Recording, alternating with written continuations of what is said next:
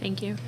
Good afternoon. It is 3 p.m. We'll call to order the regular board meeting for Cobb County Board of Elections for the month of November. We'll take the agenda in order to a certain extent. For those that may be following along with an agenda, we just want to note a couple of changes to the agenda.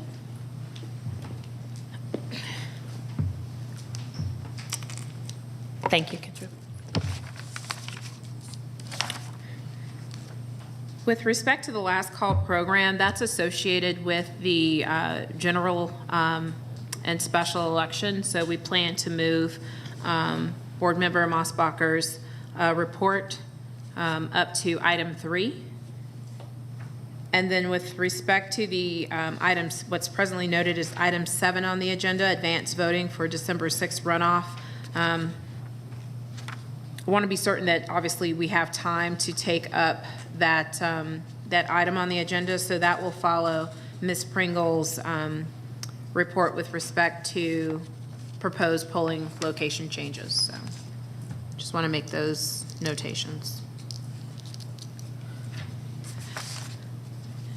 And with that, we'll go ahead and open up for public comment. I note that we have 8 individuals that are signed up at least to speak that have joined us virtually. We have another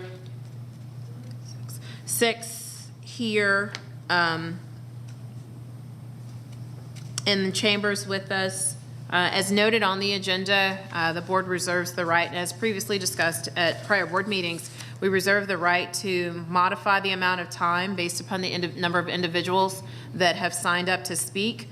And so given the number of individuals that have signed up to speak, plus the amount of business that we need to get to today, the limit will be 3 minutes. And with that, we will go ahead and open up public comment. We have individuals that are on the line. Is Miss Lisa Campbell on? Ms. Campbell, you've been unmuted.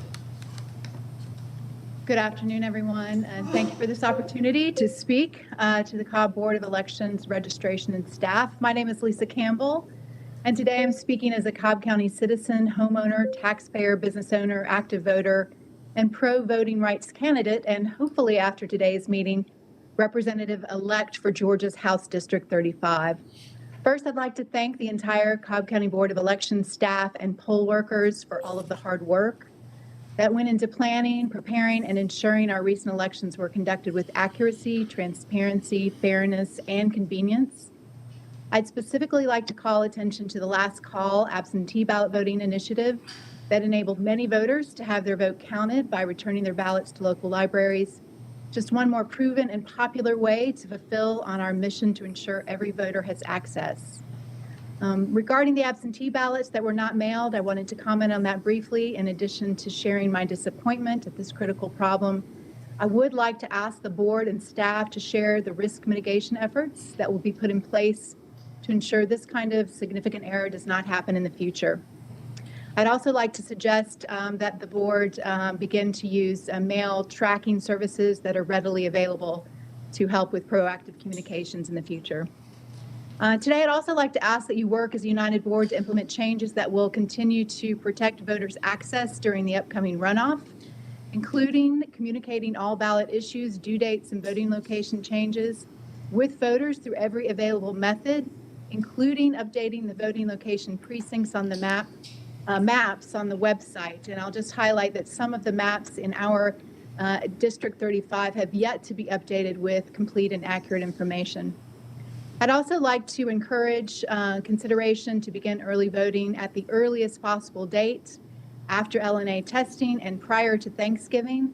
I understand there is some question around this, but I would continue to encourage Saturday voting as early as Saturday, November the 19th through Tuesday, November the 22nd, and continued after those holidays, starting again on Saturday, November the 26th. And encourage you to offer Saturday and Sunday voting on December 3rd and 4th as well, allowing all early voting locations to be open 7A to 7P. And I also encourage the consideration of multiple locations for Sunday voting to be expanded based on the popularity of this option that we've just witnessed. And I'd also continue to encourage that you offer secure drop boxes in all of those precincts, including the main office, and replicate that successful last call drop off at the libraries program. And finally, I would also like to call out the record number of Cobb Countyans who voted early in person during this last election, setting a new record, it's my understanding, surpassing the total for the 2020 presidential election, indicating that ongoing and extremely popular pattern of early voting by our residents. Thank you, Ms. Campbell. Your time has expired. Thank you. Shelley Northrup. Oh, you've been unmuted. Ms. Northrup, are you with us? Yes, I am. Okay, you may begin. Thank you. Good afternoon. My name is Shelley Northrup, and I live in Smyrna. I want to first thank the Board of Elections and staff for working very hard on behalf of Cobb County voters and certifying the general election results in a timely manner. I personally had a great experience voting early this year and had no waits, and that's all thanks to you all and your staff. I want to ask the board to continue to prepare for early voting and absentee ballots ahead of the runoff and to have early voting as soon as possible and to provide Sunday voting hours and extended 7 a.m. to 7 p.m. hours. I ask that you all continue to process absentee ballots in a timely manner and notify voters immediately of any issues with their application or ballot. I also ask that the board continue to support their poll managers and poll workers to ensure a smooth general election runoff day as well. Thank you so much. Thank you, Ms. Northrup. Mr. Boyd Parks. Boyd, you've been unmuted. Mr. Parks, are you with us? Yes, I am. Thank you. Great, you may begin. Thank you. Good afternoon. Thank you for this opportunity to speak. I know one of the items on the agenda for today is to certify the election that transpired over the last month or so. By the way, whatever became of Election Day that I recall from not only my youth, but not that long ago. I've said this before in person, but it is still true today and even more important today. You all cannot certify this election because none of you know what transpired during the election because of several factors. By the way, I've each sent you an email today with this information and some graphs attached. Sent that just about 25 minutes ago.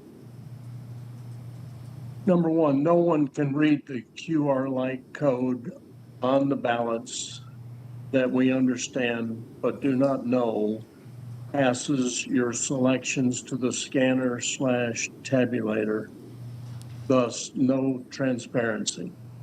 Number two, no one here at Cobb Elections and Registration has any idea of what is going on inside the cabinets of Dominion equipment. The coded programs are proprietary and owned by Dominion. How can you think of certifying the outcome of processes and systems that you have no intimate understanding of? Without honest and verifiable/certifiable elections, we do not have true representative government and thus live in a banana republic, not our constitutional republic, as was beautifully designed and developed by our founding fathers many years ago. Number three, the data in the attached graphics reported by Edison Research showed a huge spike very late at night in our Georgia race for U.S. Senate. The huge spike had to have been made through some sort of computer fraud, since no such spikes can possibly exist in the natural course of counting and reporting votes. I and others, we the people, insist that our elected, appointed, and hired employees not certify this race in particular, or the entire election in the process until a full forensic audit is performed in all 159 counties, and the vote counts corrected. The Thank you, source was Mr. by Boyd. hand- I apologize for interrupting you. We are limited to 3 minutes, given the number of speakers that are present in the chambers as well as online, so we do appreciate your time. Thank you, I understand. Absolutely. Is there a Miss Laura Judge on the line? Yes, I'm here. Okay. You may begin. Hello, my name is Laura Judge, and I'm a resident of East Cobb. I'm also the education chair for Commissioner Richardson's Community Cabinet. And as someone who advocates for both our K through 12 students as well as our higher education students, I'm asking that you make early voting accessible for those in the community.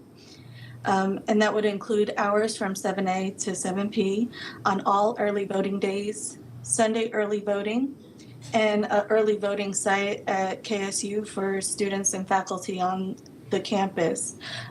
We know that it'll be finals week for a lot of our students in colleges, and I just want to make sure that they have every opportunity to vote. Thank you. Thank you. Zachary Herbst? Yes, that is me. Hello, my name is Zachary Herbst. I'm 18 years old. I'm a student at Tulane University in Louisiana. I'm also a resident of Cobb County. I've been registered to vote in Cobb County since February 2022 when I pre-registered with my school. For the past election, I chose to vote absentee because I couldn't make it home because flights are expensive. Instead, I downloaded the application from online, signed it, and then emailed it to Cobb County well ahead of the deadline.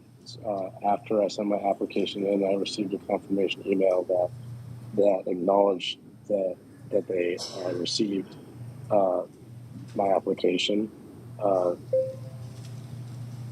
Given that email, I assumed that the county would notify me of any issues with my application, and if there were no issues, they would send me my absentee ballot in the mail. The week before the election, I checked the Secretary of State My Voter page, and I was surprised that there's no entry for my absentee ballot request.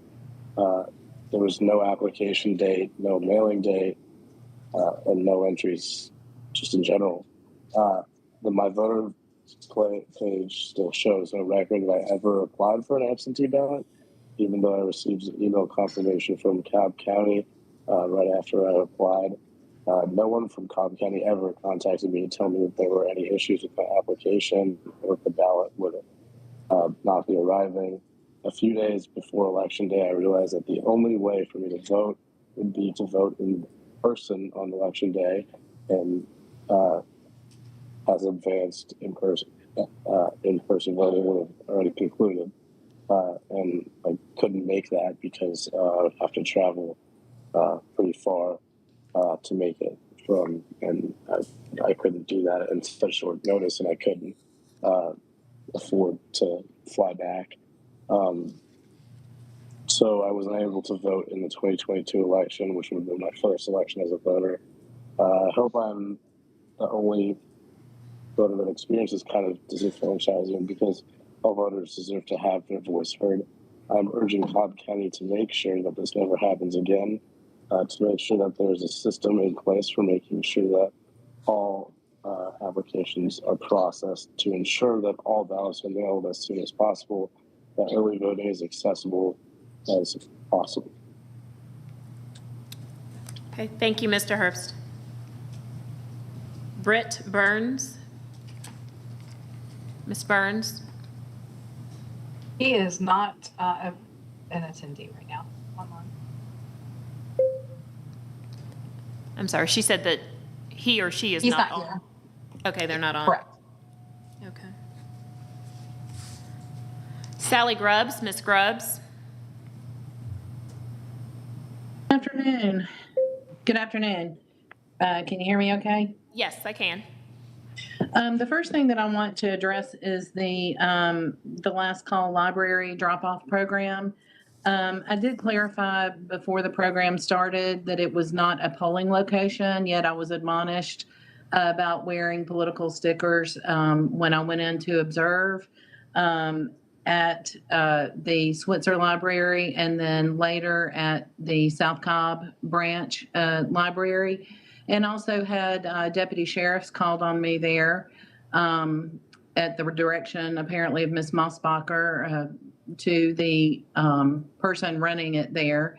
I think that there needs to be more clarification of this program because when one wants to treat it as a poll and restrict our movement and our presence, they want to treat it as a poll. Yet when they don't want to treat it as a poll, the Democrats did pass out literature to people at the doors coming in and going out. And that happened at the South Cobb branch. So, second of all, there was not adequate notification so that we could have people there to observe. So if you're not treating it as a poll and you don't credential workers, okay, that's fine, but why notify one party and not another? So things can be done fairly. It's clear that there's partisanship at work here. I would also like to know why Ms. Evler wasn't the one training people. I witnessed Ms. Mossbacher training individuals at the Switzer Library location. And I think it's also a very big tax on the whole elections process when they're struggling down at the main location to process absentee ballots, which is clearly evidenced by the fact that there were people that never received their absentee ballots. I've spoken to at least 10 people who were not included in the 1,000 that were adjudicated to have extended voting time that never received an absentee ballot. So when you're having issues like that, and yes, resources are taken from the main location, distributed to the libraries at the last minute, and are not being overseen by the director that you have hired and put in place to run elections, I don't understand why we have an activist board member running this program outside the purview of the director of the elections. Also, I came to the location last night to observe. There was no way to have entry into the building. I came at 5:45 last night. Then I also came at shortly before 9 o'clock. I tried every door. Every door was locked and did not gain entry. Also, I would like to address the incorrect precinct list that was posted. We built our poll watcher signups based on incorrect information that was posted. Scrubs, I apologize. I'm hopeful that you joined us early enough to note that the amount of time allocated to each speaker is 3 minutes due to the number of individuals that have signed up. So at this point, I have to stop you. That's fine. Thank you. Thank you. Miss Rhonda Cook. Good afternoon. I'm Rhonda Cook. I'm the aunt for Madison Cook, who is a Cobb County resident attending college out of state. She had some comments to share with the board, but at this hour she's in class, so I agreed to read her statement to you. What Madison wrote is, Cobb County owes its voters the right to participate in the democratic process and to cast a ballot. This past election, so many absent voters, especially college students, had that right threatened or taken away altogether. I am a resident and registered to vote in the state of Georgia. During the past election, I requested an absentee ballot well ahead of the deadline because I attended school out of state. I was unable to return to Georgia to vote, and voting by mail was my only option. Weeks passed after I submitted my application, and I'd still not received my ballot. I did everything I could to maintain contact with the Cobb County Elections Office. Out of my 5 phone calls to the elections office, I got through to someone only two times to speak to someone. I requested a replacement ballot to be sent to me because the first one I had requested, well ahead of the October 28th deadline, had yet to reach me. I was denied that request for a replacement ballot. In the end, I was only able to vote because I was overnighted a ballot the weekend before the election after the receipt deadline had extended due to the court order. But I was promised a return envelope with an overnight label, and I did not receive that. A direct family member drove my ballot over 500 miles and turned it in order for me to vote to be sure my vote was counted on election day.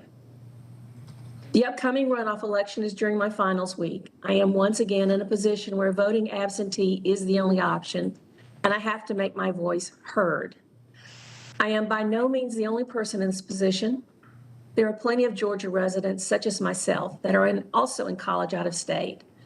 Pursuing higher education elsewhere shouldn't mean that I am not offered the same opportunity to participate in state elections. I want to vote as much as everyone else, and there is no reason why I or any other individual having to vote absentee should have to spend weeks jumping through hoops just to try and get a ballot. If I were capable of voting in person, I would. I was initially hesitant to vote absentee because I was worried I would not get my ballot. This worry almost became a reality. Voting in person is not a possibility for me this election cycle, and it is not a realistic opportunity for many during election cycles, especially college students. The Cobb Elections Office should make voting by mail easier and more reliable for college students. I asked Cobb County to mail out absentee ballots as soon as possible, include overnight labels for Georgians like me who are out of state, answer phone calls from voters concerned about their absentee ballots. For students and other voters who will be out of town Thanksgiving, make early voting easier by offering more days of advanced voting and extending voting hours. Ms. In Cook, particular, Mrs. Cook, yes. I apologize. I must interrupt you. You're at your 3 minutes. I appreciate it. Thank you very much. Thank you.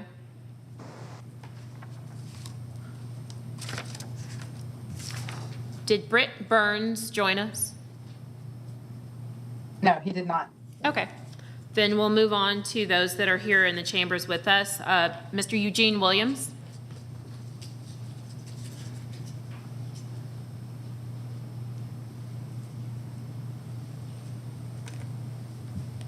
Good afternoon. My name is Eugene Williams. I'm a registered Cobb County voter, and I reside here in Marietta.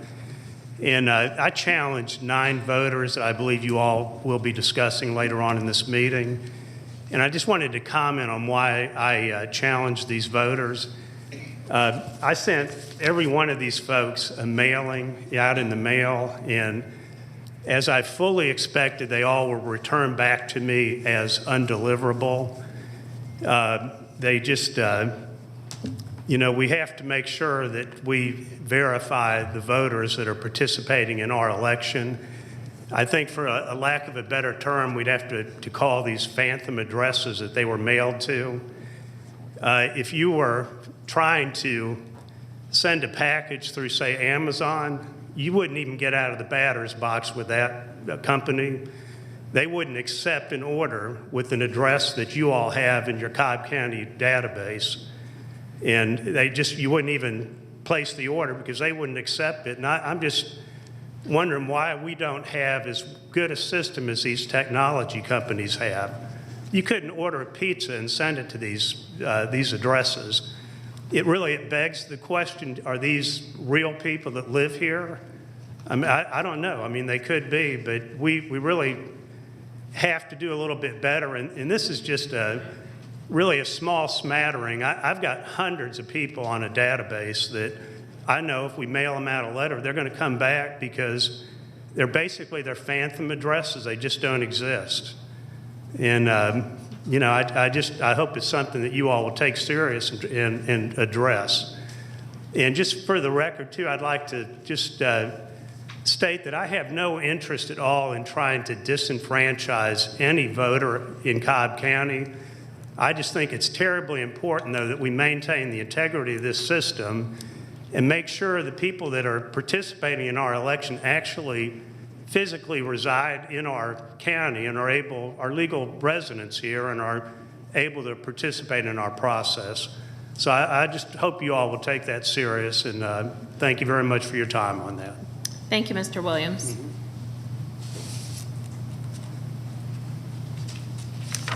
Elizabeth Marchiani.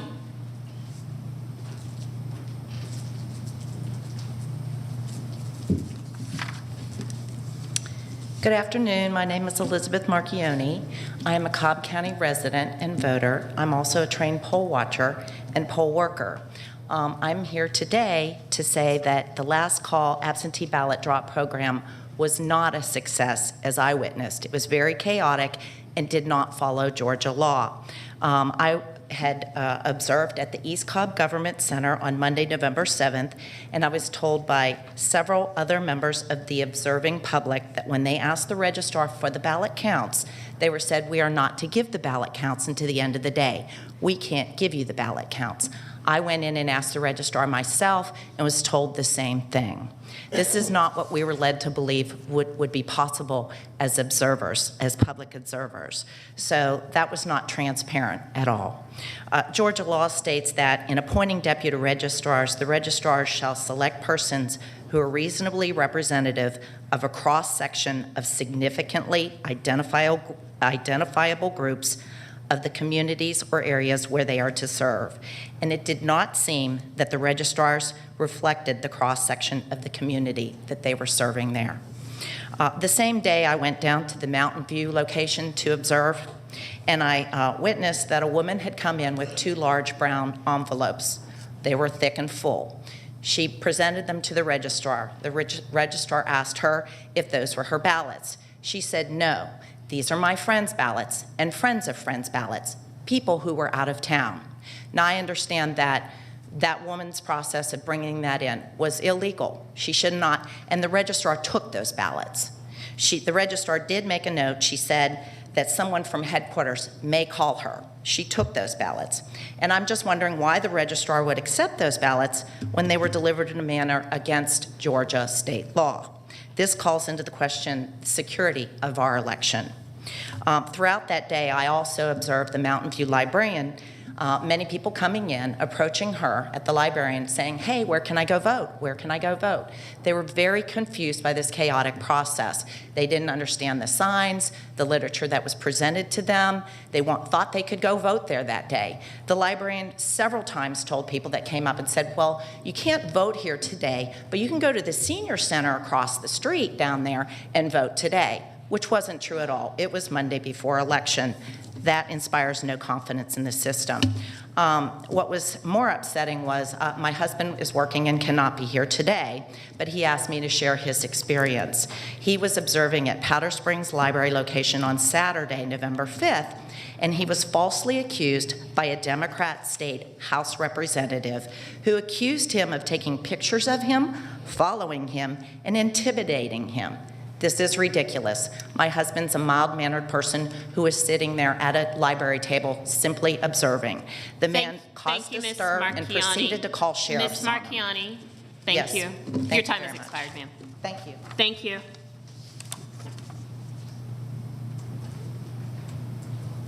Christine Rosman?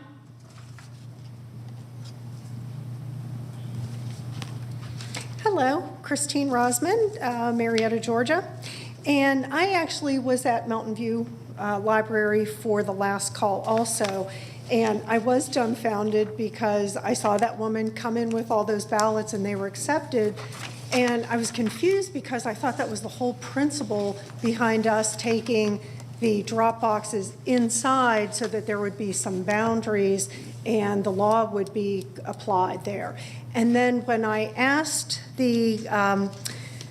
both Eileen, who was the Lichtenfeld, the team lead, and Mindy Seeger, who was actually not listed as a registrar, I'm hoping she was because she was handling all the ballots, asked them, like, can you explain this? Because I thought the law said you can't do this, and you are taking ballots that weren't for her, weren't for a family member. She wasn't doing for somebody that was physically or mentally disabled, an elderly person, and these were totally random. So they said, well, we got their phone numbers so we can call these people and make sure it was okay that this lady, and it didn't even make sense. So I thought, well, if they went through the process of being deputized and took an oath and they were registrars, then that seems that there would be some kind of accountability or liability that they were taking on for taking on that oath.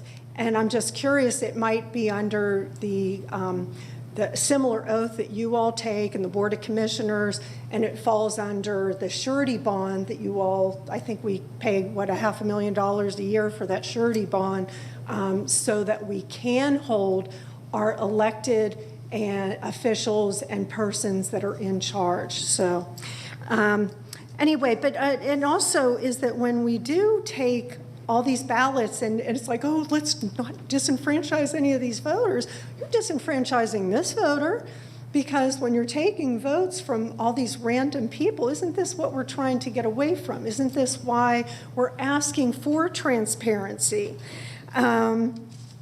And then also is that if they have all these laws and you want a real tight system, I did witness a couple, like last month, Ms. Mossberger, is that your last name?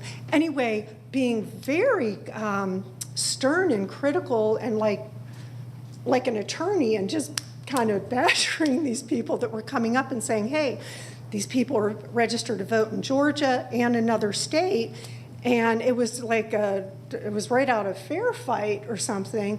And I thought, boy, with that strictness, I would think that that would roll over into this whole last call, but that last call wasn't representative of anything. Thank you, And Ms. it was Rossman. Your loose. time has expired. Thank you so Thank you. very much. Debbie Fisher.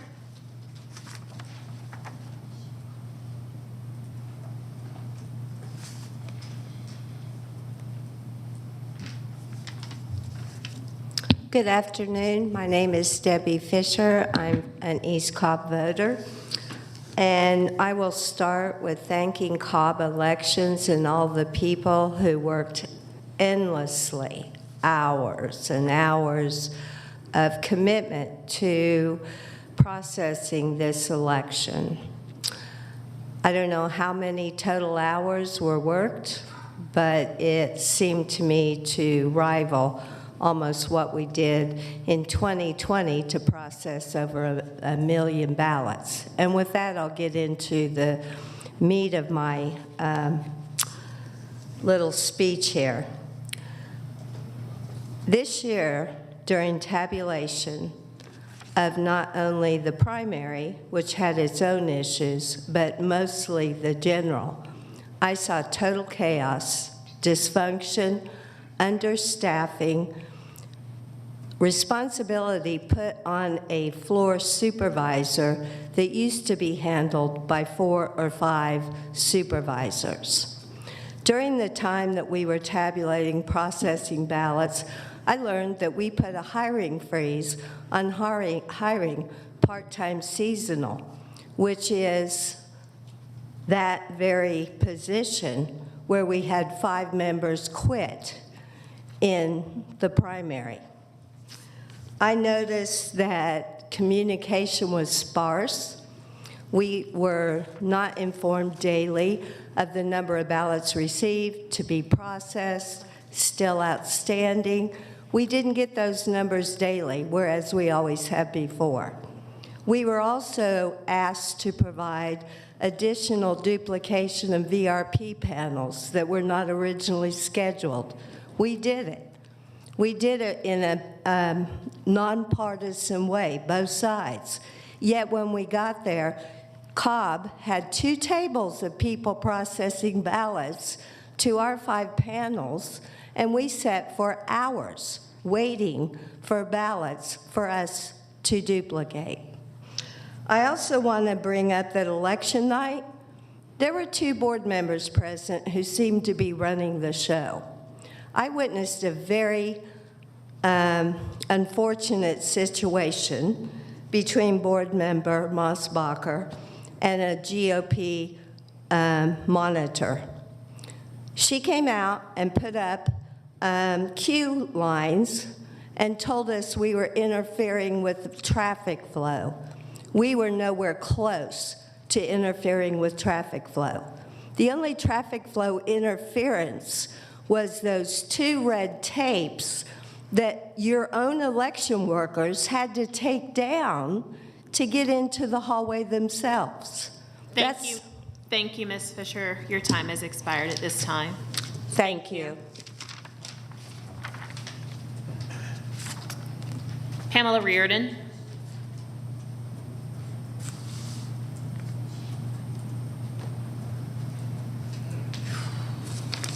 Wow. Okay, so I'm Pamela Reardon. I live in Cobb County since '99. I vote, I volunteer, and all I want are fair and free and transparent elections. I have a real problem with the drop-off, last call, whatever you want to say. So you took a law that was in SB 202 and you tried to find a loophole and get around it. And now a elected House member on the comments wants to even do it even further and go to all the libraries. Well, there is a reason for laws. You follow them. And one drop box per 100,000 voting residents or the people registered to vote is the law. You don't get around it. You don't have that freedom to do that. I'm sorry. Going back to the legislature, and we are actually going to write a law to stop this. So it was unfair. It was last minute. There were no rules. I want to know who funded it. I want to know who hired those people. They were not on both sides of the aisle, if you want to call it that. They were all on one side, the left side. They wanted to argue with people. It was not a good situation, all I got to say. And another thing that Sally didn't get to say when she was cut off was the application for the absentee ballot was wrong for over a month, and the board knew it, and the elections office knew it, and it wasn't corrected. Why? There were 23,000 odd ballots or drop for Herschel Walker around 10 o'clock on election night. Why? We can't certify this until we find out these reasons. That's not even taking into account the spikes. Okay, that's not normal. And what it is attributed to, I don't know, but it needs to be investigated. Another thing that's going around in social media is we have our SB 202 Jim Crow laws, which actually made it so easy to vote, which everyone agrees it was so easy to vote. But SB 199 that Stacey Abrams and B. Wynn signed and voted for in, I think it was 2012, they took out the actual Lee birthday and made the day after Thanksgiving a paid holiday for the people who work for the government. So it's not anything due to the SB 202. It's 199, Stacey Abrams, and B. Wynn. Just so you know, I want to get it straight. And thank you, Ms. Reardon. Okay, thank you. And finally, Ms. Catherine Maddox.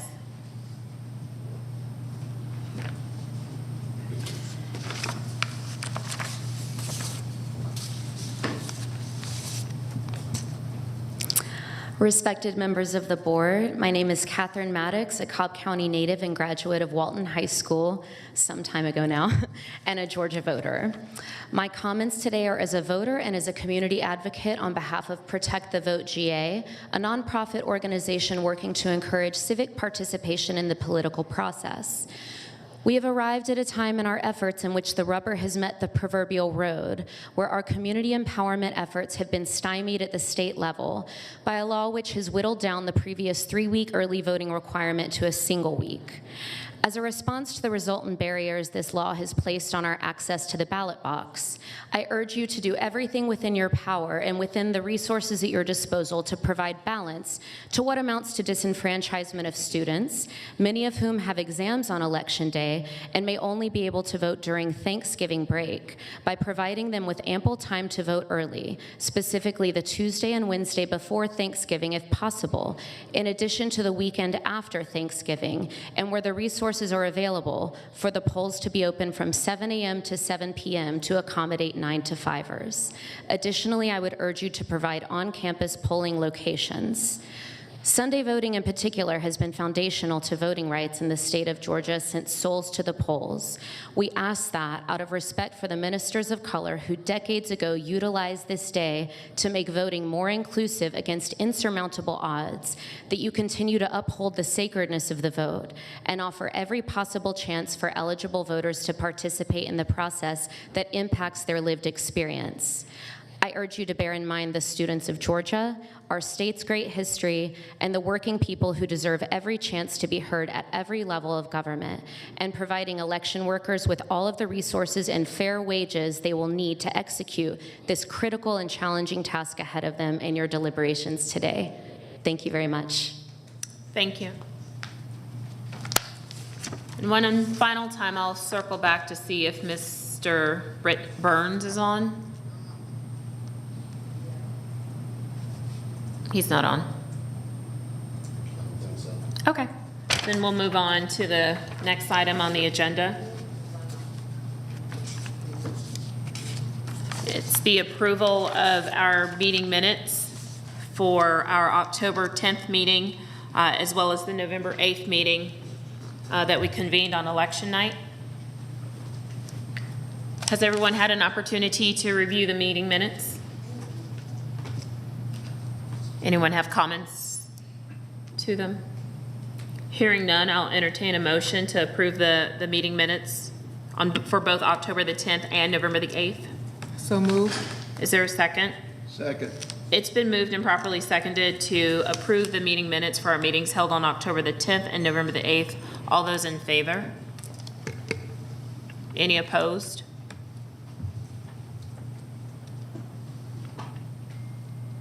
I will note for the record that Board Member Pat Gartland abstains.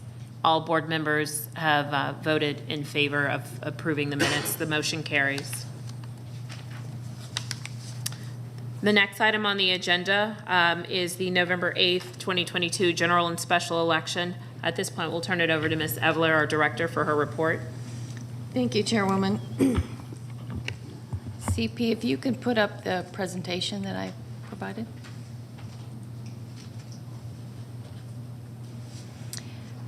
So thank you. I wanted to go over some of the items that people have been talking about and have been in the news, but just to recap some of the issues that we experienced this election. So the first item is related to, actually the first three items are related to redistricting, which, as you remember, happens every 10 years after the census. And in this case, we also had the Mableton cityhood, proposed cityhood referendum. So that was another layer of redistricting. And we found that we had a street segment at 3915 through 3936 Brantley Drive that was not coded for the city, proposed city. We discovered that problem on October 21st, and ENET was, which is the state registration system, was updated on the same day, and it took a couple of days to have the poll pads updated. So from 10:25 on through early voting, we had the correct coding for this street segment. 20 voters were affected on this segment. 6 of those voters had already cast an in-person ballot that did not include the Mableton cityhood referendum. Next one. Also related to redistricting, related to school board districts 4 and 5. In this case, it was Sandy Plains 01, which you see the map there on the screen. We received an email from a voter on October 21st, and he believed from looking at the map that he should be in school district 5, yet he received an absentee ballot that had school district 4 on it. And so after researching that, we found that there were multiple street segments in Sandy Plains 01 that were incorrectly coded for District 4. This related to 1,112 registered voters, and by the time that this was discovered, 104 voters had already cast an in-person ballot and 7 absentees had been accepted. There were a number of absentee ballots that had already been issued that were canceled and reissued with the correct ballot, and so only 7 were accepted. We corrected this problem also on October 21st, and we implemented a manual voting process to be used until the poll pads were updated on October 25th. The manual process was that the poll workers would put in a ballot activation code on the ballot marking device, which would bring up the correct ballot. And it relates to these two, this issue, all the precincts that were on the borders of districts 4 and 5 were rechecked to see if any other precincts were involved, and we found that only the Sandy Plains 01 precinct was involved in the error. Next one. The next one that was coming up related to redistricting was the school board districts 2 and 6. We received a report from one of the candidates in one of the races on November 1st. And after investigating, we found that there were 8 street segments that were placed in District 2 instead of District 6. So that related to 121 registered voters. These are the street segments that were in the wrong district. Of the 121 registered voters, 19 voters had already cast an in-person ballot and 3 absentees were accepted. So they were voted basically in the race for District 2 instead of 6 where they should have been. At that point, we discovered that the same employee had been responsible for both school district errors, so we rechecked all of the worksheets that were completed by that employee and found no other errors. Again, redistricting,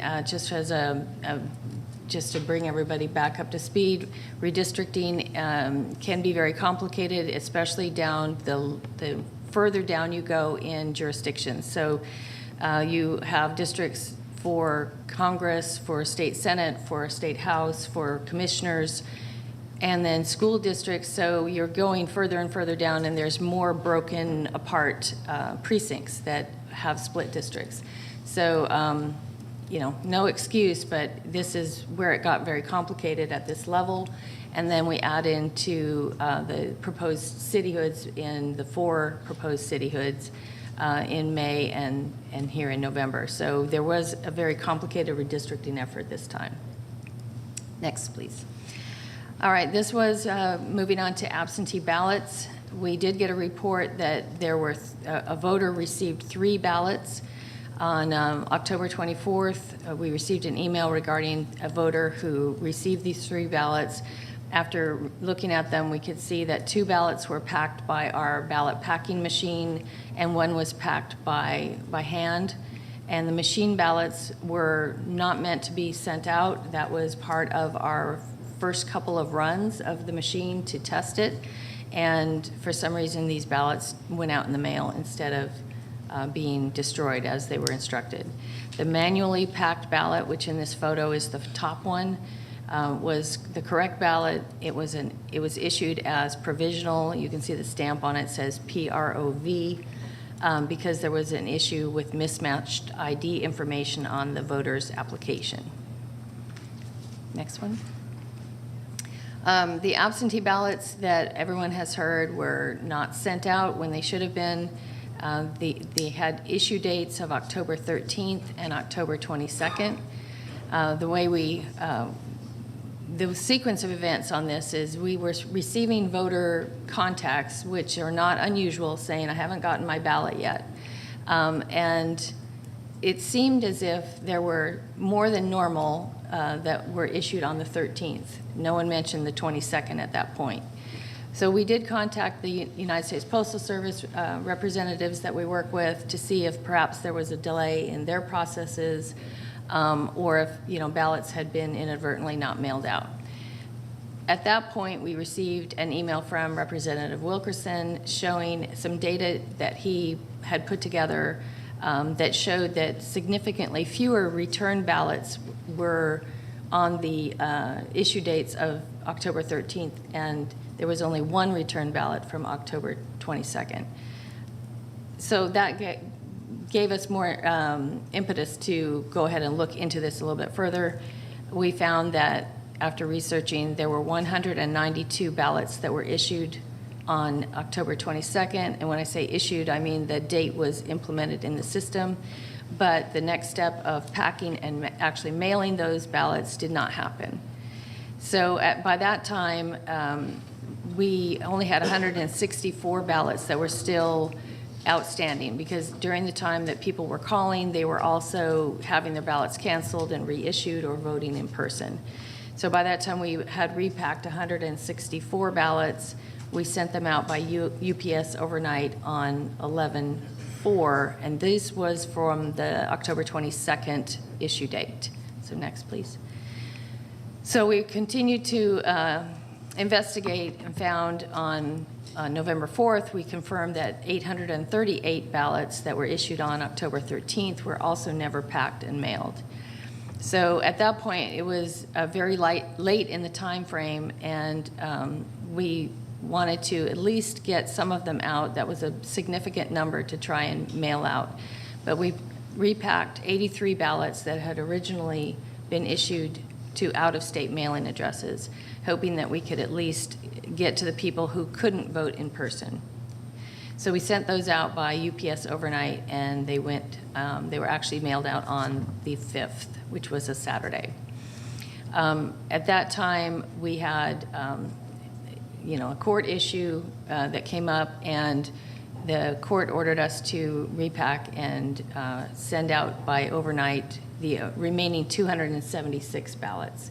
So again, there was a number of them that had already been canceled and reissued. There was a number of people that had already voted during early voting, so we end up with 276 ballots that had not yet been voted. So those were issued. These were all voters whose mailing addresses were in the state of Georgia, but not necessarily in Cobb County. We sent those all out by UPS overnight as well, but that process is very lengthy. We have to pack the ballots up. We have to get them to our mail room here in Cobb County. They get labeled for UPS overnight, and then the UPS truck comes and picks them up. Well, we didn't make it for some of those ballots in the time frame that we were working in. And so some of the ballots did not reach UPS in time and were hand-delivered on Election Day, thanks to our chairwoman who spearheaded that Election Day effort. Next, please. The last, I hope, problem that I wanted to discuss with y'all is we've got a ballot marking device, BMD, display that showed the question for the cityhood of Mableton. It repeats itself. If you can see about on the 4th line, it starts over with "shall the act." And how that all transpired, early on in the process, before early voting even started, we received an email from Commissioner Sheffield about this, and she was looking at the My Voter page sample ballot and saw this issue. And that sample ballot program is new this year. So our first thought was, well, there's a glitch in their new program that the state is using for the My Voter page. So we contacted the Secretary of State, and we had them correct their enhanced sample ballot, is what they're calling it, to match what we had already proofread and approved that did not look like this. And they corrected that on October 11th. And so we thought that issue was dead. Next, please. However, on October 22nd, we were already early voting, and it was near the end of LNA testing for the polling places. Our prep center manager found this same repeating question as on the previous slide on some of the ballot marking device touchscreens. We contacted the Secretary of State to see if we could get the issue corrected. They said it was too late. We were already too far into the process. They did not catch it either in their proofreading.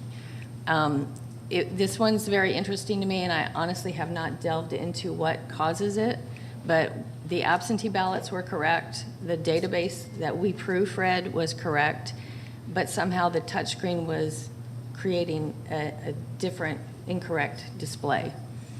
So the only way that we could resolve it at this point, given the late time frame, was we posted these signs that an example is here on this slide at each ballot marking device, and at the check-in stations at all the early voting locations and on Election Day at all of the Mableton precincts.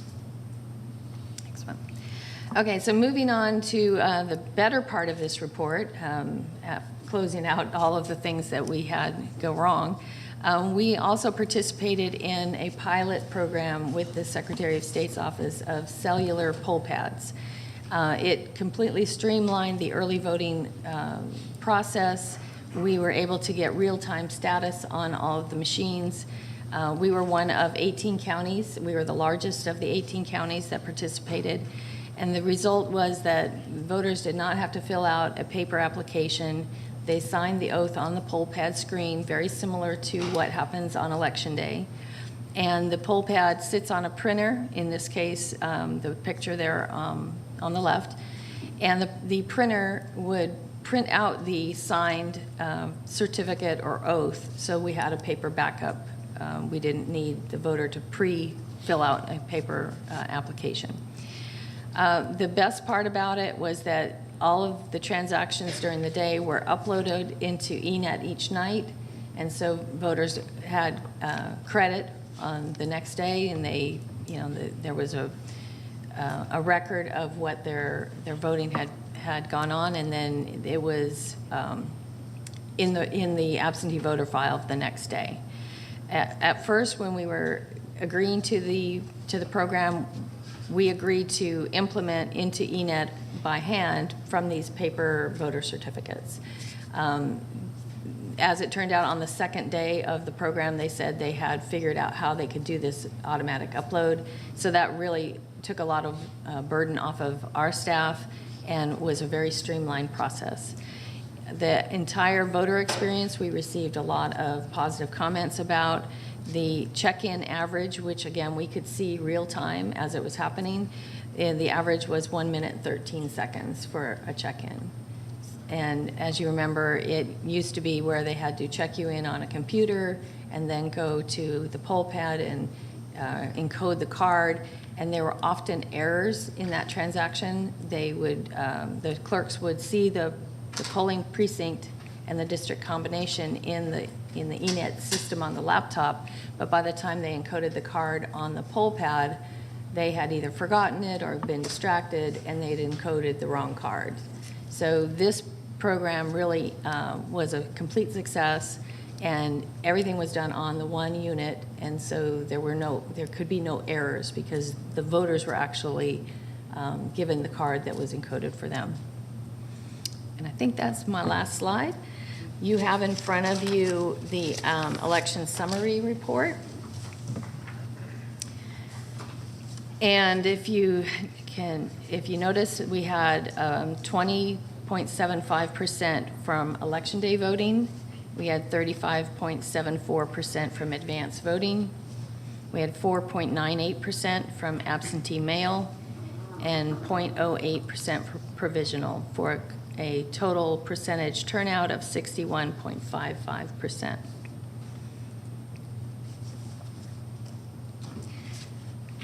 So entertaining any questions that you have, and then at whatever time is proper, if you'll make a motion to certify the election. Certainly. Thank you, Ms. Adler, for your report. Are there any questions for? Thank you. Thank you, Ms. Evler, for your report. Are there any questions for Ms. Evler with respect to any aspect of her report?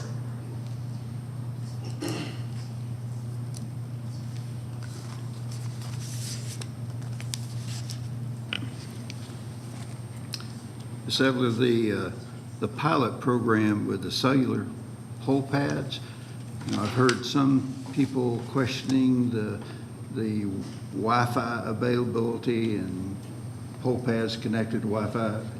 Tell us how the cellular works. Is that a secure system? Yes, it's connected through a dedicated cellular network similar to what Homeland Security uses during emergencies. And it is connected to, the cellular units are connected to each other and then connected to what's called ePulse, which is sort of their home base. ePulse is a copy of the database, from ENET, so there's no way to enter into ENET from this system because, again, it's offline from the voter registration system, but they're all connected to ePulse, and where we go log into ePulse and we can see what's going on during the day. Great. It definitely cut our time down a bunch. Yes.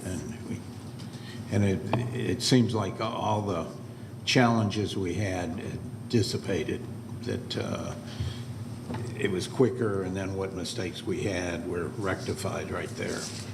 Yes, Mr. Garland. Actually, part of what was this pilot made it so much easier to correct some of these errors that were happening because we were able to upload every night whatever information we needed to. So we were doing last-minute changes in ENET to correct errors, or because there were people that had registered in time, but their application, voter registration application, maybe had some issues and they were resolved. So we were able to register those people and have it uploaded the next night. This was a lot of increased service to the voters, basically.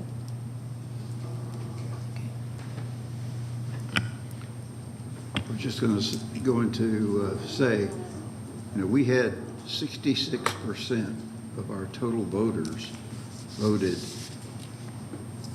advance or absentee. Only 33%, 33.7, voted in person.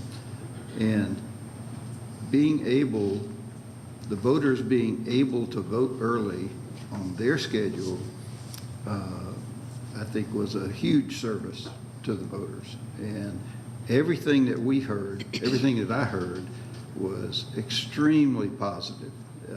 Voters were just delighted with being able to get in and out in a quick manner, minimal headaches, problems, and I don't think election day voting will go away. There are some folks who like election day voting, but man, what a benefit to the voters and to the county. If you think of the number of man hours that were saved by people being able to vote when they wanted to vote, as opposed to having to take time off, it's a winner all the way. And I was concerned about the security when I first heard about it, so I'm really delighted to hear that this is a dedicated cellular system off of the internet, independent, and I think it's a great win and compliment Director Evler and the whole staff for a great service to the voters, and thank you.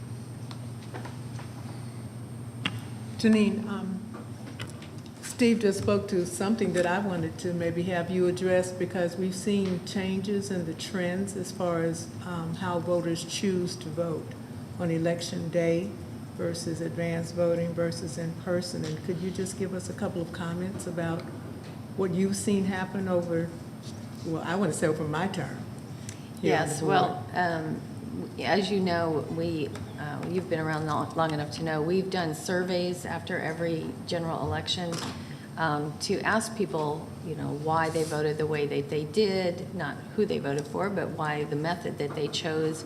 And by far, one of the greatest answers, the biggest answer is convenience.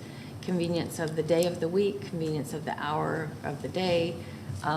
There are some people who vote early because they are afraid they'll be in lines on election day.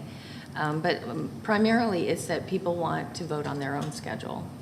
And this number of ballots, 181,386 for advanced voting, is the largest number that we've done in Cobb County in any of our elections, including the 2020 presidential election, which, that one was so heavily absentee ballot. But this one was really, the star of the show was the advanced voting, for sure. So it wasn't just the number, but it was the percentage of voters who decided to use that particular method. Right. Yep.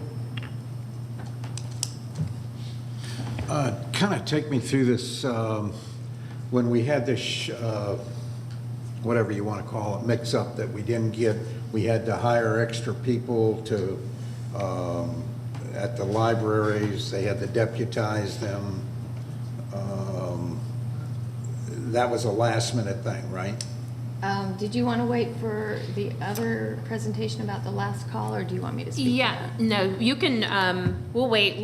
I actually have a couple of questions. Can we hold off because the last call it will be the Okay, last call program? I just thought this was our Yeah, last no, and it's during this time, so we'll have that conversation and prior to certification. But I was waiting till. Does anyone else have any further questions with respect to any aspects of Director Eveler's presentation? Just the polls that I went to, I did about 12 of them, and everybody was saying how this streamlined, really, people coming out were just appreciated very much the time. So, and it seemed like we had few hitches from that, and it sure made it a lot easier and plus the poll workers were raving about it, so that was good. So I do have a couple of quick questions with respect to the issues, and thank you for your transparency and providing a report, a written report, or at least a visual with regard to the issues that took place.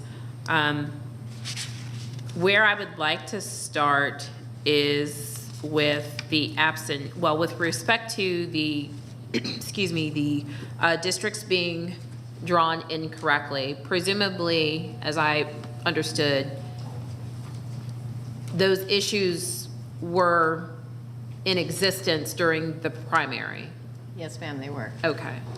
And candidates didn't recognize, we didn't recognize, voters didn't recognize, but it was during this election or the general election that we recognized. Obviously, no one is making revisions. The corrections that have been made during the course of this general election, that's it. That situation has resolved itself completely. Yes, however, we are going to have to do more redistricting for permanently putting people into the Mableton city now that it has been approved. Okay. So the method that we use to create those cities on a temporary basis is different than to put them in as a permanent basis. So that will have to happen before we have the mayor and council race. Okay. And I don't believe we know when those races will take place, but obviously, well, what I would believe to be an obvious question of the public, I know people have raised this question with me with regard to what remedies and what measures are we taking such that we do not replicate these same errors on a go-forward basis. So if you could speak to, and obviously I know we're focused on a runoff election, and you and I have talked about having conversations about really assessing the processes here. Yes. So have you begun to think about those processes that we would put in place such that we don't replicate this issue when you're permanently drawing the districts for the Mableton city of Mableton? Yes, and we do have processes for that. Obviously, you don't do it very often, so they're not used very often. Every 10 years we do the census redistricting.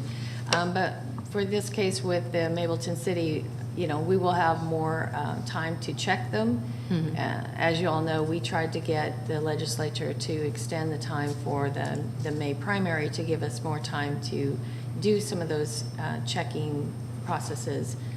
But unfortunately, we were down to the wire at that point, and so we barely got it all done, and we didn't have time really to go back and look at it. We probably had some time between the primary and this election, but didn't really put that as a task to do with all of the preparation for November, and we had made it through the May primary without these being revealed, so we thought we were good. Okay. With respect to the 3 ballots that were mailed to the 1 voter, that was just a matter of just human error and the team not fully following the instructions with respect to the testing process for the mail or the electronic inserter or the equipment inserter, correct? That's my understanding of the issue. There were no other reports of this happening to other voters. The machine is new. We implemented it prior to the November election because we felt that that was the best way that we could keep up with all of the ballots. But because it is new, the processes haven't fully evolved. And so this particular thing was a human error of a person sending those ballots out or putting them in the stream of outgoing ballots when they were told to destroy those ballots. Okay. And when you make reference to keeping up with the ballots, it's a matter of keeping up with the number of requests for absentee ballots, because this equipment reduces the manual labor and increases the number of ballots that can be inserted, correct? I think it might be helpful. I mean, I've seen the machine, obviously, and those of us on the board, but to the extent that we're referencing it, it might be helpful to share with the public what this machine does. Right. So we have always had what we call our pack and review process, where the list of people who have applied for the ballot and been issued a ballot in the system is printed out, and then the ballots are inserted into the envelopes with all of the return envelopes, and they're checked against the applications, and a sticker with the name is put on them, and they're sealed to go out. Well, this machine greatly increases our speed because it does all of the inserting itself. It prints the name directly on the envelopes and seals everything, and it's ready to send out. What we failed to do is to check the packed ballots against the list of people. And so that check was not happening, and so no one caught that a whole list had not been done twice. Okay. And so that's the issue with the absentee ballots, the 1,036. And so obviously we are in the midst of, I requested my absentee ballot yesterday. So we're in the midst of, voters requesting absentee ballots, hearing from individuals that have joined us today with regard to them not receiving an absentee ballot, not being in that 1,036 that were identified that we overnighted ballots to. I believe it was Mr. Zach Herbst. What processes have we put in place, or are we putting in place with regard to ensuring that individuals that participate in the absentee ballot process, especially in this condensed time period, that they are going to receive their ballots? Right. So we are implementing what I thought, what management thought was already happening, which is the review side. Again, it is an existing process to pack the ballot and then review. The fact that we are packing the ballot mechanically doesn't erase the fact that you have to do the review afterwards. So we've re-implemented all of that, made sure everybody understands. We've put in several different teams so that there's one team doing something and the other team checks what the first team did. And just to briefly give everybody the time frame on the runoff ballots, we just received our database today. And so we are entering, first of all, we've been entering the over 15,000 rollover applications that are people that have through this year have requested, due to them being elderly or disabled or overseas, that they want to receive a ballot for every election. So first we'll be getting those out. We anticipate that they will be packed the rest of this week through the weekend and be in the mail on Monday. And then the next group is the ones that have sent in applications, the new applications for just the runoff. So we have a lot of absentee ballots that are already on deck to go out, and it is a very large effort. The ballot inserter will help us with the speed of packing them, but the review is still manual. Manual process. Okay. And then I think the only thing with respect to kind of making certain the board is aware of those numbers. Obviously, you receive those inquiries, but we receive those inquiries as well. And I'd like to ensure that myself and other board members are in a position of being educated and informed, well, I guess more so informed, with regard to what's being received from an application perspective and what's being processed. So I would like for a daily report, if at all possible, to go to all of the board members with respect to the number of applications that have been received, noting this 15,000 rollover, obviously, followed by a number of applications that have been, quote, accepted, such that the ballots would be mailed, and then those individuals that need to cure, the number of applications that need to be cured. Right. Okay. Did anyone else have anything further just with respect to this? We'll get to the library program in just one moment. Okay. If there's nothing else, again, as I made mention of at the start of the meeting, we were going to move the library program up to this portion of the meeting because it's a part of the election, the overall report on the election. So, Ms. Mossbacher. Thank you. So I just, I'll be brief. I know we have a lot to cover, but this was actually a pilot program that was run a year ago that Director Evler put in place with the consent of the Secretary of State. So that was already vetted. We had 3 libraries at that time in the November 2021 election. And in this election, it was expanded to 7 libraries, and there was a team of people that I worked with, a team of staff that we worked with to train deputy registrars and couriers to allow absentee voters a last call opportunity on the Saturday and Monday before Election Day to be able to return ballots and have them accepted in at libraries throughout the county.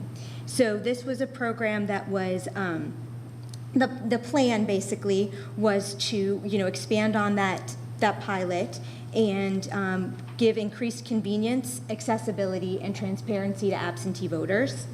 There were 21 deputy registrars, and we accepted ballots on Saturday and Monday. We accepted a total of 727 ballots, which was more than 3 times the utilization in the pilot. So it was expanded in that sense. And of those ballots that were accepted, 86% of them were actually processed on site at the library, which then allowed those ballots to come back in and then be prepared for tabulation. So it was actually less work for the absentee staff in the office because we were able to process those ballots on site. And so that actually was a cost reduction for the county in that sense. The only reason that there were some that we couldn't process was either due to failure of the internet line that was installed at South Cobb Library, and then also one of the polls had to close. One of the library program closed early because there was polls set up in Vinings. So that was the only reason we didn't actually process the majority of them. For voter feedback, we did have a survey. We asked 3 questions. And of the 294 voters that took the time to answer the survey question, we had comment cards and an online survey. 98% of those voters said that the program was helpful. 97% said that they wanted the option for voting in the future. And 91% said yes, that the program should be expanded. So those were our 3 questions, and we feel like that was an overwhelming success of the program. We did have a lot of great, we had an open-ended question on it, and what that basically yielded was really positive feedback. The workers at the library made it so easy. They were kind and helpful, so person-to-person customer service. This method is easy for those who cannot make it to the polls. Excuse me. This method is easy for those who cannot make it to the polls, especially the elderly. It was great, convenient. I probably wouldn't have been able to vote if this program wasn't there. So those are some of the kinds of, response that we received. And, I think overall this was a success. I think that voters enjoyed it. I think that we had a really solid team of people. I would definitely recommend seeing this continue in the county. I think it really captures voters who have held on to their ballots or received it sort of towards the end because the drop boxes aren't available anymore following closing of early vote on that Friday before elections. And I think it is also does a service for the actual county in terms of processing these ballots. So, you know, this was a rollout on a pilot, so we sort of built the plane as we flew it, but we did develop, you know, training materials with the county. We worked with a solid team in the absentee department to put together a plan and a program that will hopefully be expanded. And I'm happy to answer any questions. Okay. So I know that you had a question. Just wanted to give the opportunity for a presentation with respect to the program, but go ahead. All right, this is a program set by the Secretary of State, right? No, this was Pardon us, the question was directed to Director Evler. This was something that I came up with for the 2021 pilot, and I did run it through the Secretary of State's office to see if they had any issues with it, and they did not. Okay. Did, now, these people that we brought on, that we had to deputize, did we bring them on later, or did we vote on this or plan on this before, or what?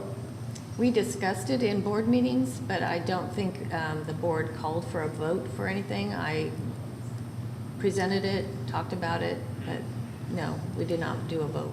And so Ms. Mossberger kind of ran the show on this, or? No. No, I just sort of took it under my wings. Yeah. Pardon? I was going to say, I apologize for interrupting Yes, you, go but ahead. the questions are being directed to Director Evler, so we'll let her answer them. Sure.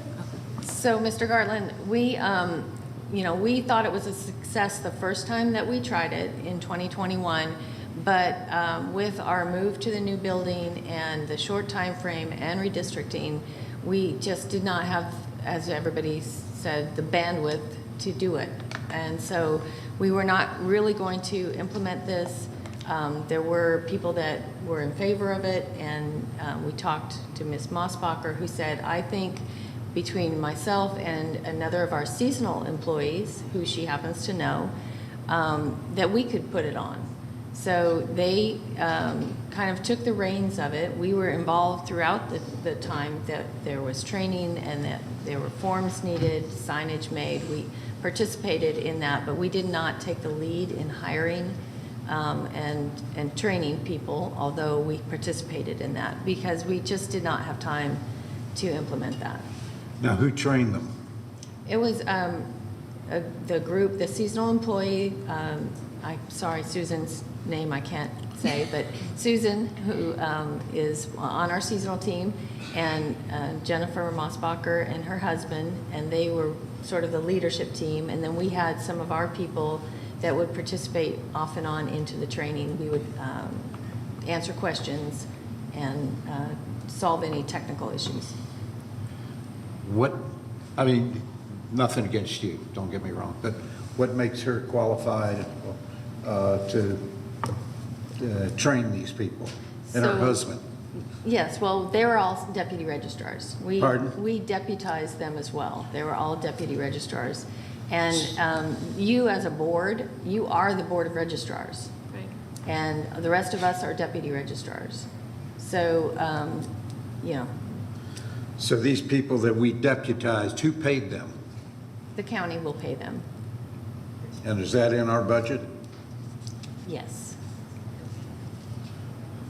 Just seems like we weren't,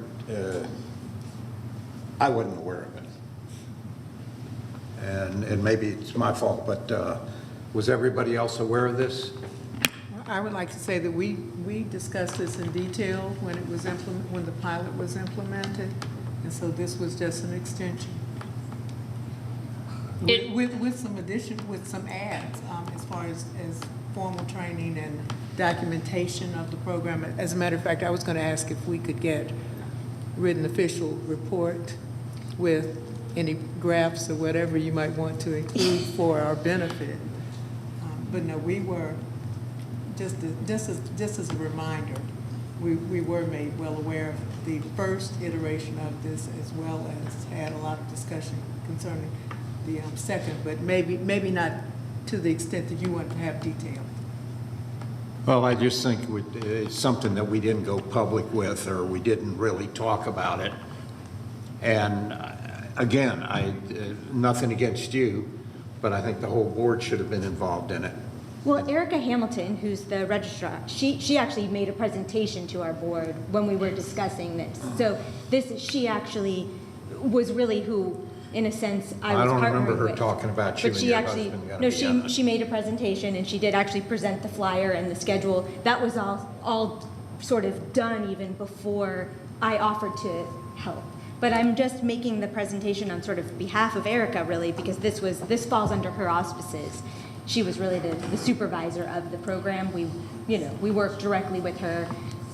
Susan was actually a member of the pilot program. So I feel like it's sort of getting attacked in a sense, but in a really solid way. It was a lovely program that, Director Eveler was put in place to serve our voters. So I'm sure it's wonderful. It was really a supportive program. I just think it's unfair and unkind and disrespectful, the sort of coughing and noise. Like, this was a program that served our voters, and that 727 absentee voters were served in this county by dedicated employees of this county who actually work in lots of capacities. Most of the workers were also people who worked in absentee department.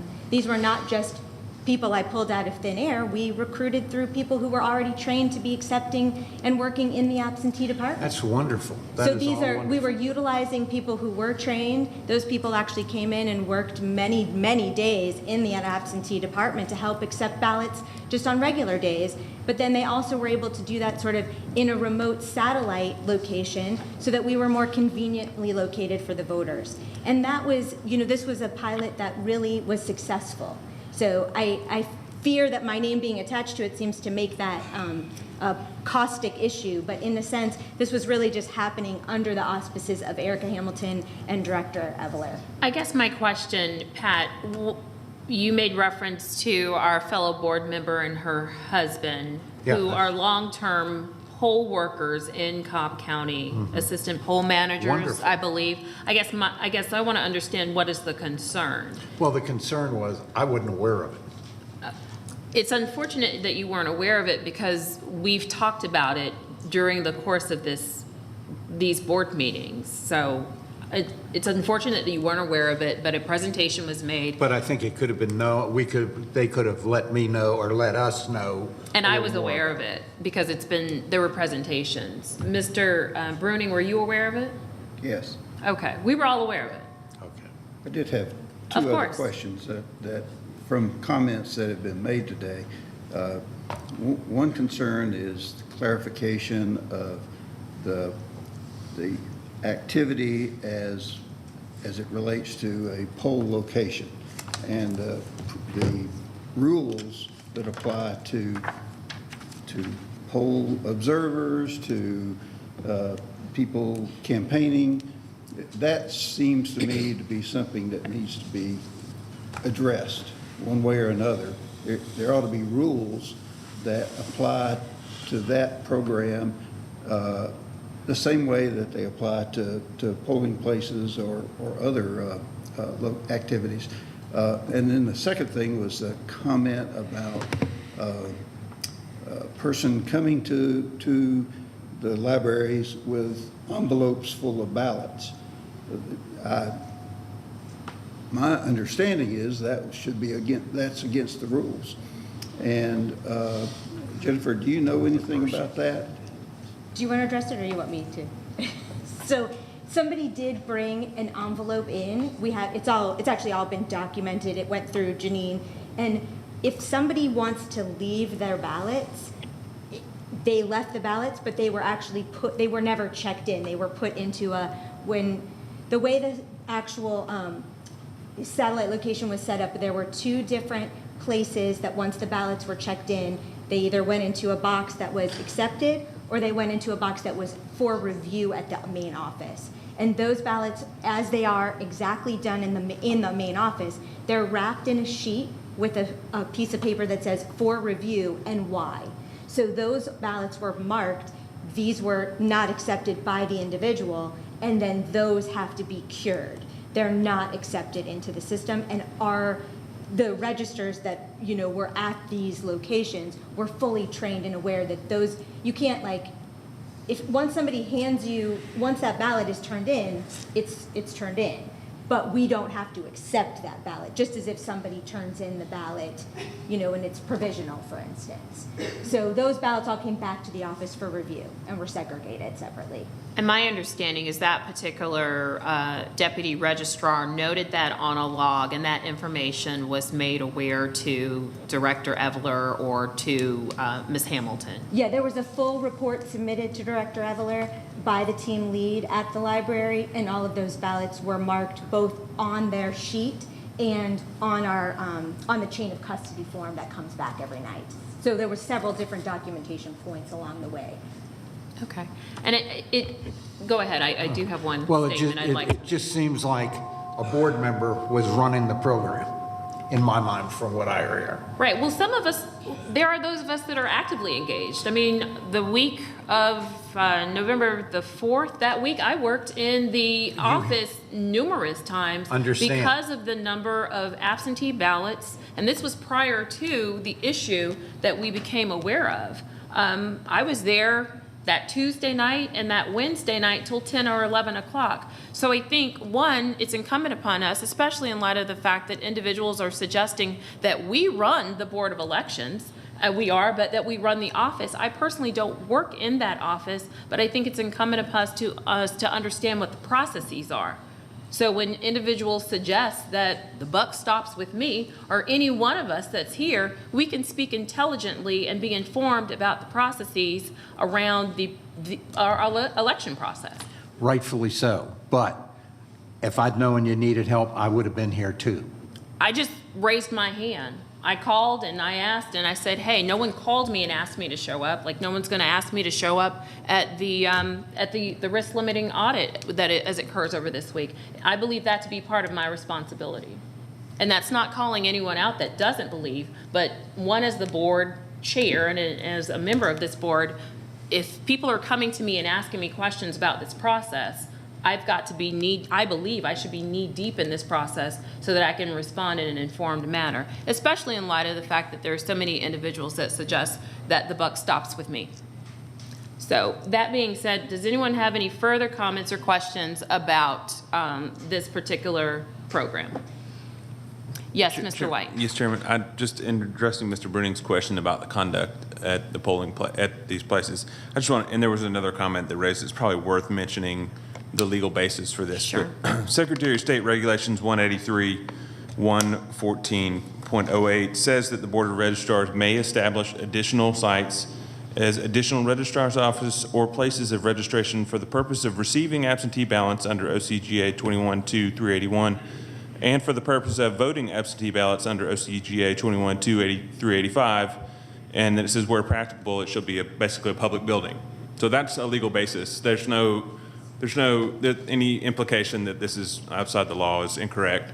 Secondly, if you then want to go to the statute about how you conduct yourselves at these places, OCGA 21-2-414 says that rooms under the control or supervision of the Board of Registrars or absentee ballot clerk in which absentee ballots are being cast shall be considered polling places. So to the extent deputy registrars, these librarians and other government employees were deputized as registrars to accept ballots, they are to be treated as polling places. People are not to be campaigning there. They are to conduct themselves as though they're at a polling place.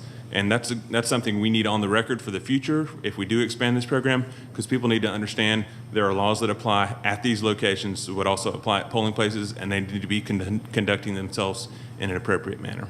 Right. And I will also note, because I believe that I hold this position and operate in a very balanced manner, there was a comment that was raised with respect to monitors and observers. There is an opportunity for us to improve the program if we move forward, but as Mr. White has suggested, it's within our authority to identify additional, quote, polling locations as noted per the provision of the code. And if we determine that we will do this, on a go-forward basis, then we will ensure that the appropriate notices are provided that allow for observers and/or monitors. But to that extent, individuals here today noted that they were there in an observer capacity, but then also suggested that it wasn't a polling location. So we've got to determine, we can't necessarily have it both ways.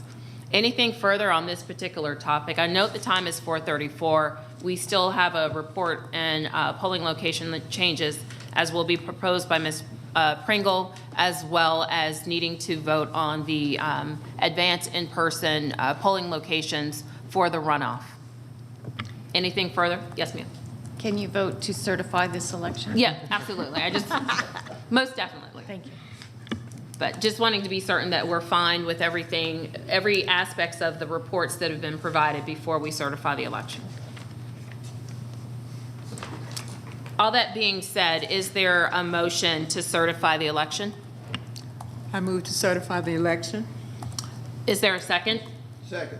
It's been moved and properly seconded to certify the election results for the November 8th general and special, November 8th, 2022 general and special election. We'll call the question. All those in favor? I will note that 4 of our board members are in favor and Mr. Gartland has abstained. Moving on to the next item on our agenda. Well, first and foremost, and thank you, Janine. I did not have the opportunity to express my gratitude. One, for the opportunity to work alongside you and your staff, or our staff, during the course of this election, and for all of the hard work that you all performed over the course of the election. Thank you very much. And I also want to extend my thanks to all of the board members who worked to some capacity, either on election night or before that, down in the floor with us to make sure that things were done. And so I appreciate that you are a working board and you're willing to extend your efforts alongside us. Absolutely. Thank you. Moving on, Ms. Pringle.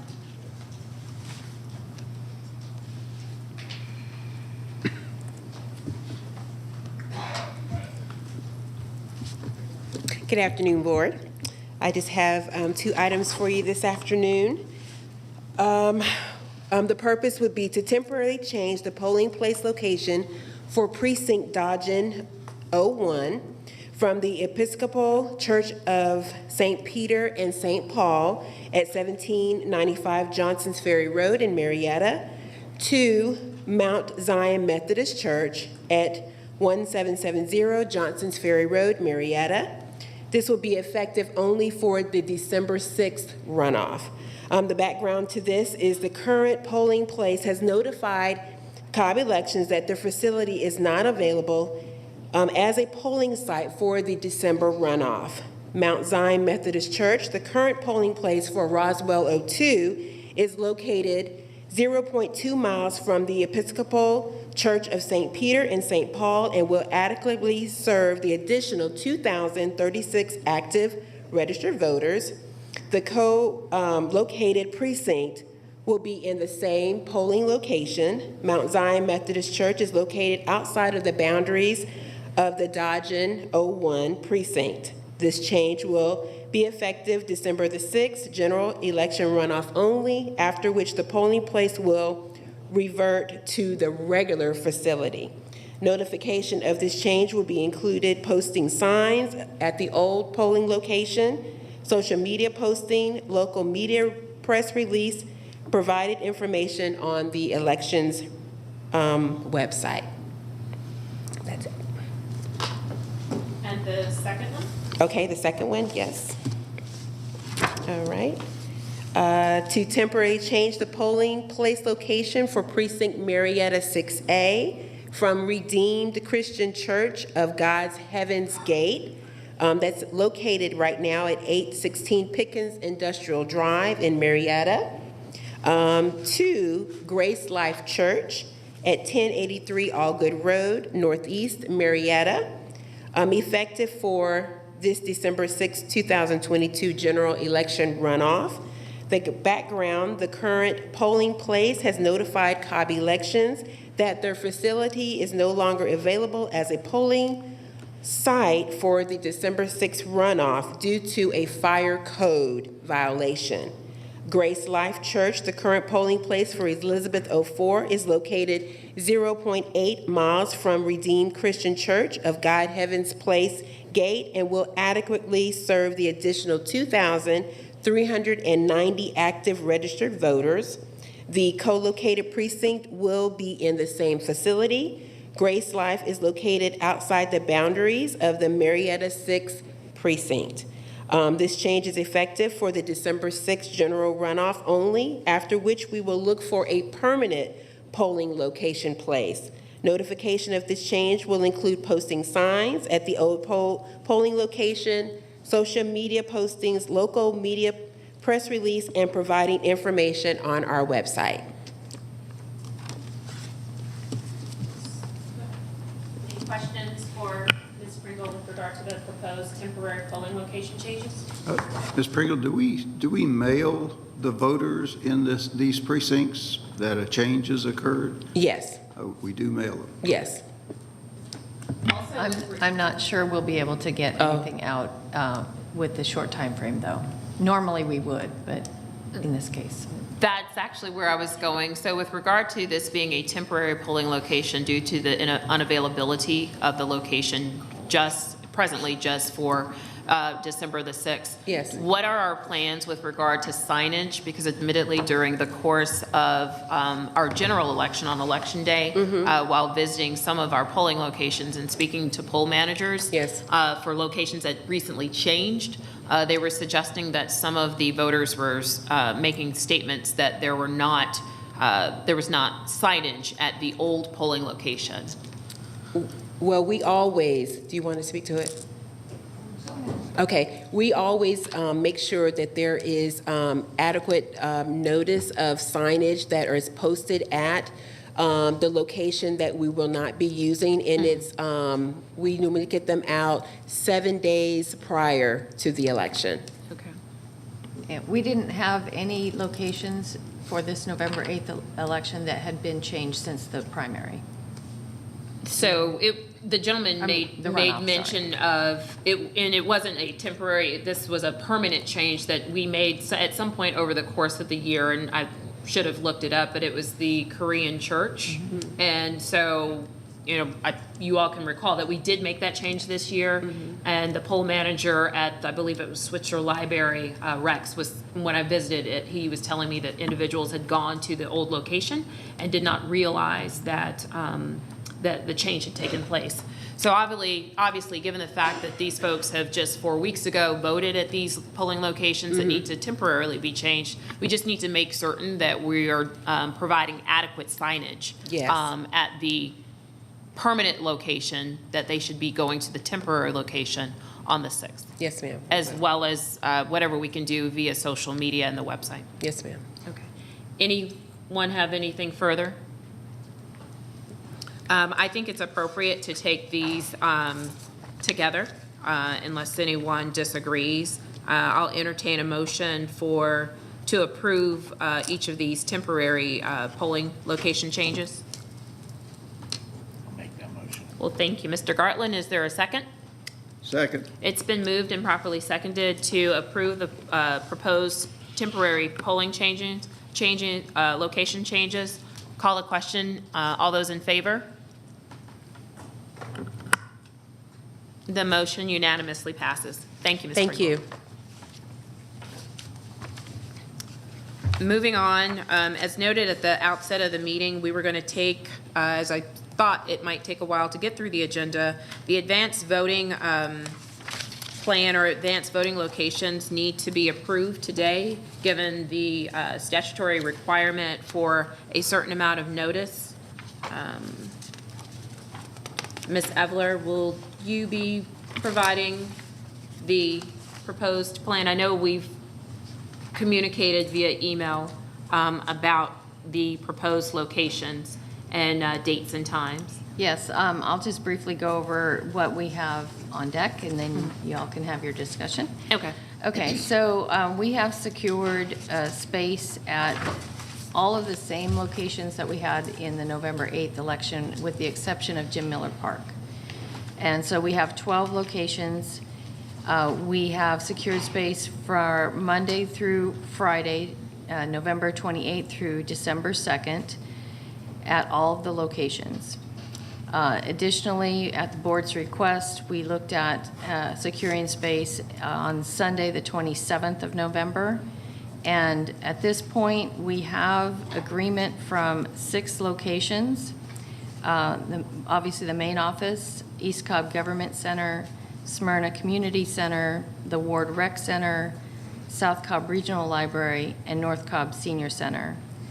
However, as I mentioned to you in email, it would be my hope that we could limit this to 5 locations and select only 5 of those that are available on Sunday to give us a central location at the main office and then 4 around the county in 4 quadrants. That is mainly due to staffing because that is the Sunday after the Thanksgiving holiday. A lot of my staff have already made plans for out-of-town holiday events, and we're concerned about staffing 6 locations. Okay. Thank you. Thank you.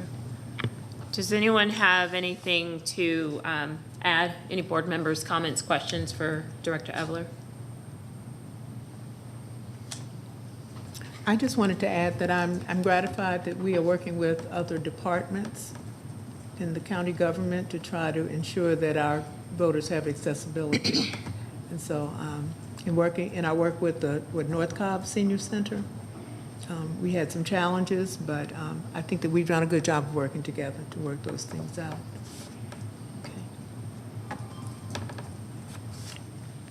The other point I would like to make is that litigation was filed today with respect to clarifying as to whether Saturday voting is allowable. Understanding that we received the official election bulletin, I believe on the 12th, from the Secretary of State's office, advising that due, I believe it's to 21-2385, that it is not permitted. But I will note that while we are not a party to this litigation obviously could impact whether we are permitted to offer voting on Saturday, on the 26th, recognizing it is also obviously part of that holiday weekend. But I think we would be remiss if we did not at least attempt to have this conversation and provide for the possibility. Because if it's a situation where either the judge indicates that the interpretation of the code provision allows for Saturday voting, we have traditionally had Saturday voting. I think that it's incumbent upon this board to, at a minimum, have this conversation.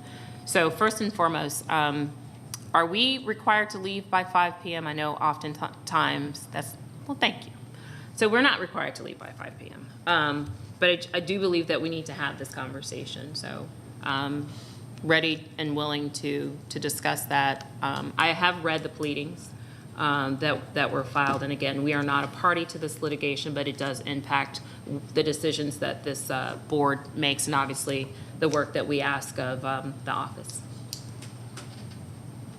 So does anyone have comments, questions, or concerns?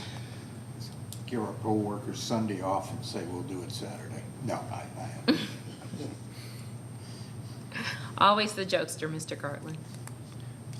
I guess the thing that we've heard from public comment today from a couple of the commenters, students that were concerned about access to the poll, to advanced voting because of their having to be out of town. Right. And if the court approves Saturday voting, I think that would be a big help to students who are home for Thanksgiving, but they have to go back Sunday morning, and they wouldn't be able to access any of the advanced voting. So I would be in favor of having some Saturday voting if it's allowed by by the courts. Okay. I wanted to comment on another impacted population because I work so closely with senior services through the senior council that holidays are also many times when children are in town to visit their parents. And I have heard many comments about accessibility. People who live in certainly independent living settings, but also those who live in assisted living settings, who I believe would benefit from an additional opportunity. So what we would be talking about here would be essentially the election, advance in-person voting beginning on that Saturday, the 26th, taking place on the Saturday if permissible, based upon either judicial intervention or a reinterpretation by the Secretary of State, voting on Sunday. And I believe we noted those 6 locations, noting your request that we limit it to 5, Ms. Evler. And the time that we spoke about would be 12 to 5, I believe. Okay. I just don't think we'd gotten kind of the time on the record. And then on Monday through Friday, for all 12 locations, the time? We're going to do 7 a.m. to 7 p.m. 7 a.m. to 7 p.m.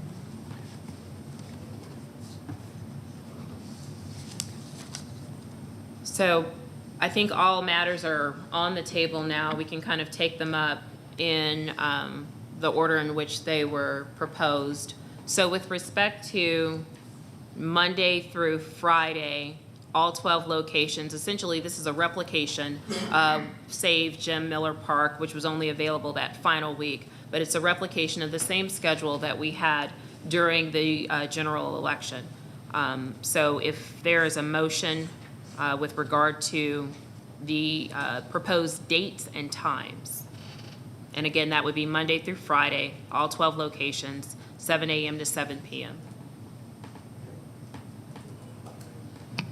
So moved for the Monday through Friday.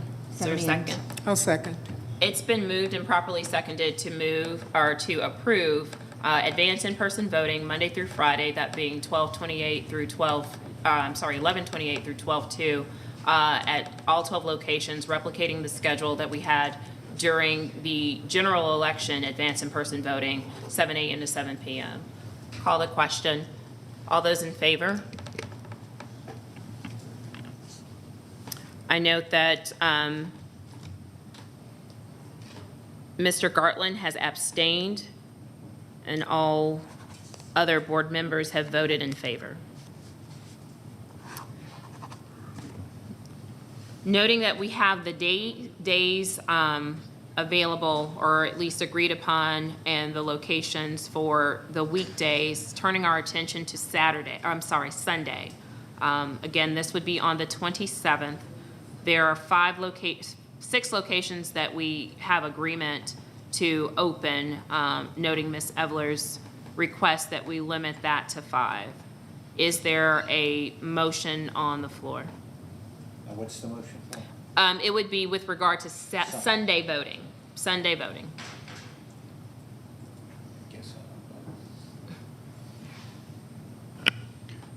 I move that we approve the 6 locations for Sunday voting, I believe from noon to 5 is what was mentioned earlier.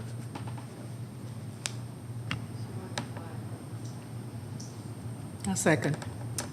So it's been moved and properly seconded to approve the 6 locations that we have received agreement on to open on Sunday, the 27th, from 12 to 5. Call the question. All those in favor?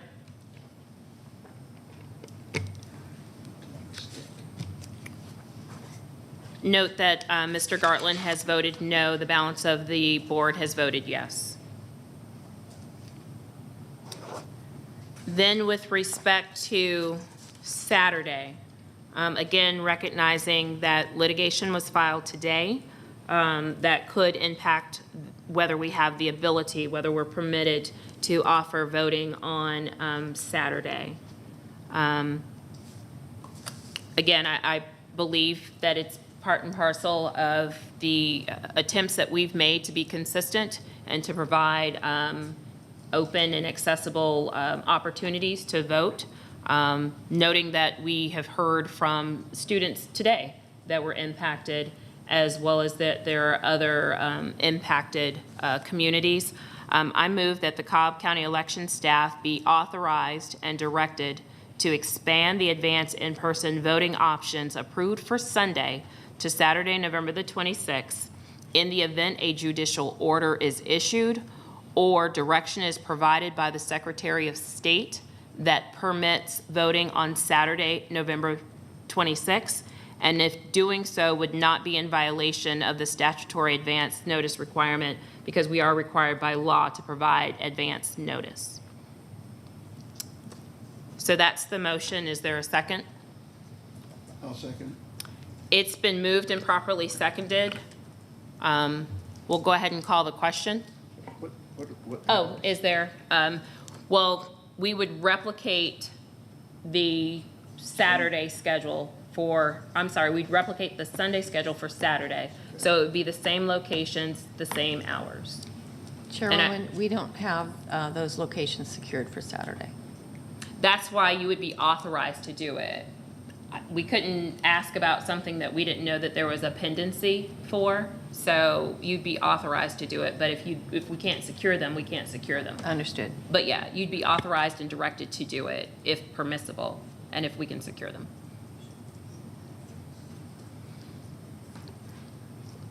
Is there any further discussion? Nope. Okay. I'm happy to restate the motion with the clarification as provided by Director Eveler, because obviously she can't open an office, our elections office can't open a polling location if we've not secured them. But we made no effort to secure them because we didn't know that the litigation, as I understand it, was filed late last night or this morning. I received notice of it earlier today. So we'll go ahead and call the question. All of those in favor? Could you restate? I'm happy to. I said I could. Yes. No one asked me to, but I'm happy to.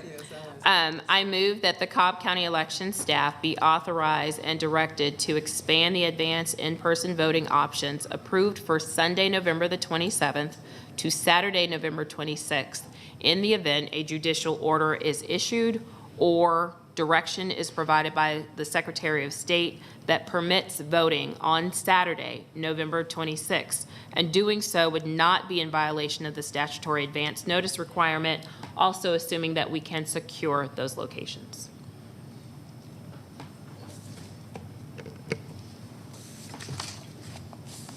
I'll note that Mr. Gartland has voted no. The balance of the board has voted in favor of the motion.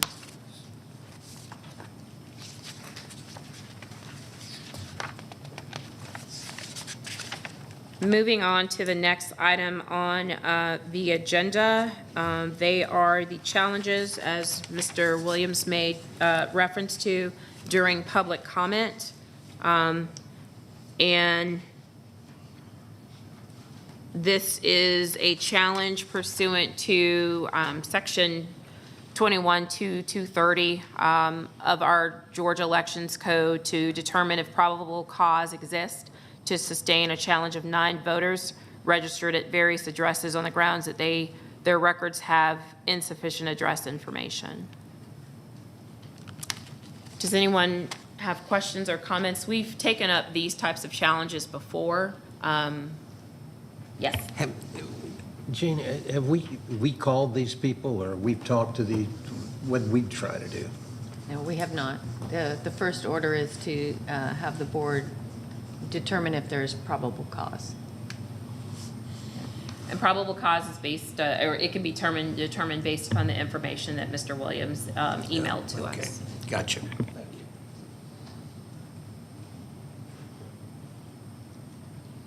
Anyone have comments or questions? So I just note that this is the same type of challenge that we took up at our previous board meeting, and we did not find that there was probable cause. There has not been additional information beyond the same type of information that was provided in October, provided with regard to these 9 individuals. So is there a motion on the floor? I move to dismiss the challenge for lack of probable cause. I'll second. It's been moved and properly seconded to dismiss this, the challenge of these 9 voters due to a lack of probable cause. We'll call the question. All those in favor?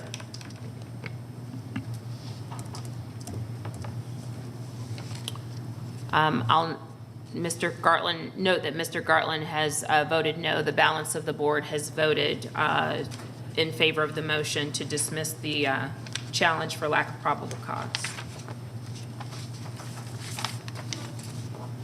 The next item on the agenda is board member comments. There have obviously already been a number of comments from my colleagues and I, but we'll entertain any additional comments from the board.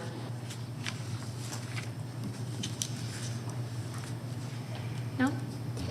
Hearing none, we'll note that the next board meetings are December the 6th, obviously to observe the elections returns. That meeting will take place at our main office located at 995 Roswell Street. And then we will have our standard board meeting for the month of December, held on December the 12th, and to, among other things, certify the election. And the location of that meeting will be here. Perfect. Yes. Thank you.